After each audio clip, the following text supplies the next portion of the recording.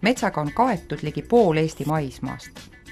Sestap on mets meile ka suur tööandja. Omal ajal isa oli mul ka metsamees. Siis kutsus mind metsa tööle. 2 aastat olin langetaja. Olin õppinud ju omal ajal traktoristiks, läksin traktori peale. Algul muidugi need Vene traktorid isegi puukabiiniga, T40.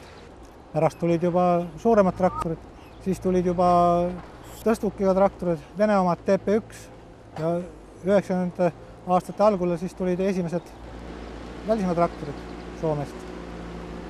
Lageraide peal saad kiiremini selle koorma peale, ei ole ju puid takistama sees kõrval, aga arvendusraide peal pead hästi hoolikas olema, et sa neid kasvavaid puid ära ei vigasta. Jaan veab puidu metsast välja ja ladustab tee äärde.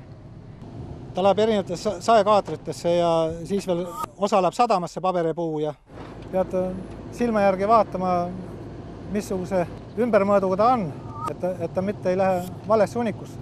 Masin on kõik elektrooniline, nii et juhtimine on kõik lihtne, tõstmine on lihtne, töö on kergemaks läinud.